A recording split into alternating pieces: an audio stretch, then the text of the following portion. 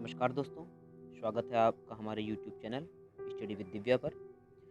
दोस्तों मैं आज आपसे 3 विषयों पर चर्चा करूंगा जो कि नीट एग्ज़ाम को लेकर हैं। सबसे पहले मैं बात करूंगा आपसे यूजीसी के ऑथेंटिक नोटिफिकेशन के बारे में जो कि एग्ज़ाम के पोस्टपोन जो हुआ है उसको लेकर आया है। दूसरा मैं बात करूंगा एफएमजीए के बारे में और तीसरा सर्वोच्च न्यायालय के फैसले के बारे में। दोस्तों हमारी टीम ने जो इस पर रिसर्च की और काफ़ी रिसर्च के बाद ये निष्कर्ष निकाला है कि ये एग्ज़ाम कब होगा और क्या-क्या इसके परिणाम हो सकते हैं। तो दोस्तों आप इस वीडियो में एंड तक बने रहिए और चैनल को लाइक, शेयर और सब्सक्राइब करना ना भूलें ताकि आगे मैं आपको इस नीट एग्ज़ाम के बारे में अपडेट करता रहूं और नई-नई जानकारियाँ आपको प्रोवाइड कराता रहूं। दोस्तों सबसे पहले हम बात करते हैं यूजीसी के ऑथेंटिक नोटिफिकेशन के बारे में। जैसा कि आपको पता है कि यूनिवर्सिटी ग्रांट कमीशन ने जो नीट एग्ज़ाम को लेकर जो कि 3 मई को होने वाला था और इस महामारी के चलते पोस्टपोन्ड हो गया था, अब यूजीसी ने अपना नोटिफिकेशन जारी करते हुए ये कहा है कि 12th के बाद के सभी एग्ज़ाम सितंबर के फर्स्ट वीक या अगस्त के लास्ट वीक में होंगे।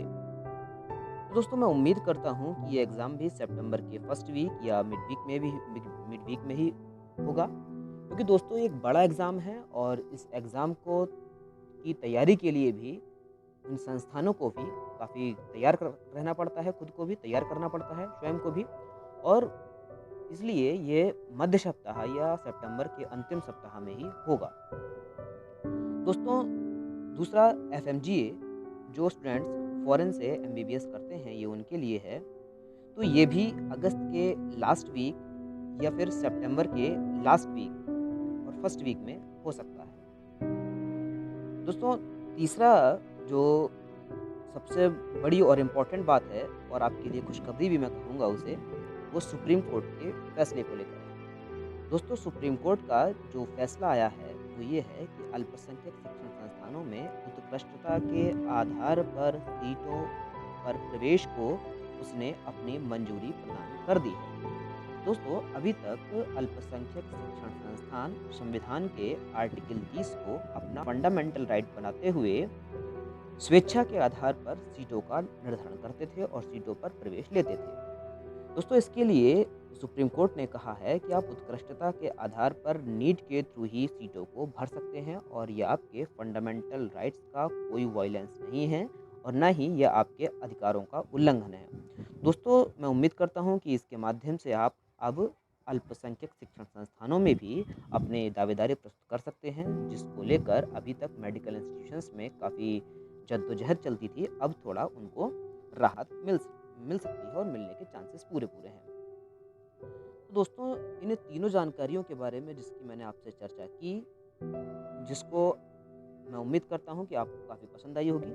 तो दोस्तों जो स्टूडेंट्स इस एग्ज़ाम को लेकर भ्रम की स्थिति में होंगे उनको थोड़ी राहत ज़रूर मिली होगी, लेकिन वो इस पीरियड को अपना रिलैक्सेशन पीरियड ना समझकर एक अपॉर्चुनिटी समझें। अपने आप को इस एग्ज़ाम के लिए और बेहतर ढंग से तैयार करें और स्वयं को और मजबूत करें, क्योंकि ये एग्ज़ाम बहुत बड़ा एग्ज़ाम है और टफ एग्ज़ाम भी है और ये आपको जो पीरियड मिला है एक अपॉर्चुनिटी समझते हुए अपने आप को बेहतरीन ढंग से प्रस्तुत करें।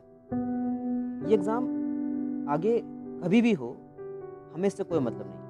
ये एग्ज़ाम कभी भी हो, हमारी कोशिश ये होनी चाहिए कि हम हमेशा तैयार रहें और बेहतर करें और अपने आप को हमेशा बेहतर प्रस्तुत करने की कोशिश करें। दोस्तों ये जो यूजीसी का जो नोटिफिकेशन आया है, तो मैं उम्मीद के साथ और दावे के साथ कह सकता हूँ कि ये एग्ज़ाम सितंबर के लास्ट वीक में ही होगा और जैसा कि हमारी टीम ने भी रिसर्च किया है तो ये उसी समय होने के इसके ज़्यादा चांसेस हैं, क्योंकि जिस तरह से भारत सरकार ने इस कोरोना महामारी से निपटने के लिए आवश्यक और महत्वपूर्ण कदमों को उठाया है और वो कदम बहुत ही निर्णायक भूमिका निभाते हुए सफलता की ओर देश को तेज़ी से ले जा भी रहे हैं और हम काफ़ी हद तक इससे बाहर निकल भी चुके हैं। तो मैं उम्मीद करता हूं कि 1 से 2 महीनों में ये बीमारी पूरी तरह से समाप्त हो जाएगी और भारतीय अर्थव्यवस्था सहित जितने भी हमारे क्षेत्र हैं वो पटरी पर धीरे-धीरे आएंगे। और वहीं एग्ज़ाम की बात करें तो वो एग्ज़ाम भी सितंबर में ही होंगे। जितने भी बड़े एग्ज़ाम हैं वो सितंबर के बाद ही होंगे। तो मैं उम्मीद करता हूँ कि ये वीडियो आपको पसंद आया होगा और यदि पसंद आया हो तो इस वीडियो को लाइक,